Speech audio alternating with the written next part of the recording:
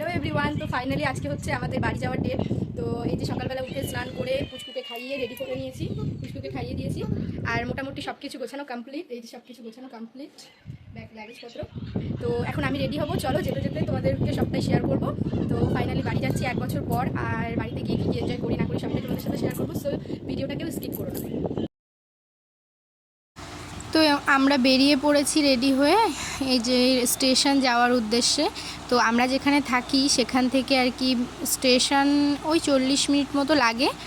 তো ওখান থেকে একটা ট্রেন ধরবো, ধরে হচ্ছে হায়দ্রাবাদ পর্যন্ত যাব, আর হায়দ্রাবাদ থেকে আরেকটা ট্রেন ধরে আমাদের কলকাতায়।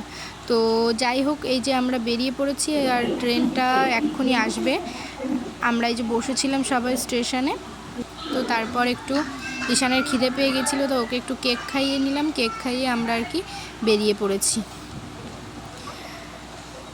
তো ভীষণ ভিড়, আর যেহেতু সবসময় ঘরেই থাকি, এত রোদ এত গরম, এইটুকুর মধ্যে খুব কষ্ট হচ্ছিল। তারপর ট্রেনে উঠে একটু রিল্যাক্স হলো। তো যাই হোক, বাচ্চা নিয়ে মানে এত দূর থেকে যাওয়া আসা করা না খুবই কষ্টকর। তো যাই হোক, 1 বছর পর হচ্ছে আমরা বাড়িতে যাচ্ছি। তো বাড়ি গিয়ে আমার শ্বশুরের আর কি কাজ, মানে মৃত্যুবার্ষিকী, আর আরও একটা অনুষ্ঠান আছে, আমার জায়ের মেয়ের জন্মদিন। তো এ পরপর ব্লগ আসবে, সব যতটুকু পারি তোমাদের সাথে শেয়ার করব। তো কেউ স্কিপ করো না ভিডিওগুলো, সবাই কিন্তু আমার ফেসবুক আর ইউটিউব প্রোফাইল মানে আর কি চ্যানেলটা ফলো করো, আর যারা আমার নতুন ফ্রেন্ড আছো সবাই একটু সাবস্ক্রাইব করে দিও। তো এই যে আমরা বসে একটু ইডলি খেয়ে নিলাম, তারপরে একটু বসেছিলাম, তারপরে এই যে ট্রেন চলে এসেছে। তো ট্রেনে উঠে পড়েছি, আর ট্রেনেও আমাদের খাবার দাবার দিয়েছিল।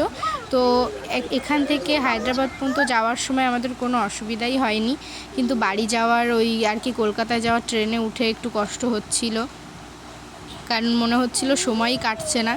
তো দেখো, এখানে খাবার দিয়েছিল সাদা ভাত, পনির মশলা, 2টো মিষ্টি, আর হচ্ছে আলু পোস্ত, ডাল। ভালোই আর কি পেট ভরে খাওয়া দাওয়া হলো। তারপর আমার একটা বন্ধুর সাথে দেখা হয়ে গেল, রাহুল। ও হায়দ্রাবাদেই আর কি জব পেয়েছে। তো ওর সাথে একটু কথা বললাম, ও একটু এসেছিল আমাদেরকে আগিয়ে দিতে, আর ওর বাড়িতে একটা জিনিস দিতে হবে, সেই জন্য একটু দেখাও করে গেল। তো অনেক দিন পর একটু দেখা হয়ে গেল। তো তারপর ট্রেনের মধ্যে হচ্ছে আমরা ফ্রেশ হয়ে চেঞ্জ করে দুজন খাওয়া দাওয়া করে শুয়ে পড়েছিলাম। আর যেহেতু সেকেন্ড এসিতে আর কি আমাদের করেছিল এবার টিকিট, তো সিটগুলো অনেকটাই বড় ছিল, এবার মানে ঘুমাতে অসুবিধা হয়নি। তো তারপর এই যে ঈশানকে একটু ব্রেকফাস্ট করিয়ে নিলাম, আর আমরা সবাই এই যে ফলগুলো কেটে খাচ্ছিলাম। তো যাই হোক, নেক্সট ব্লগ বাড়িতে গিয়ে করব। তো সবাই আমার পাশে থেকো, সঙ্গে থাকো, আর ভালো ভালো ব্লগ আসবে, কেউ স্কিপ করো না, দেখতে থেকো। সো সবাইকে বাই।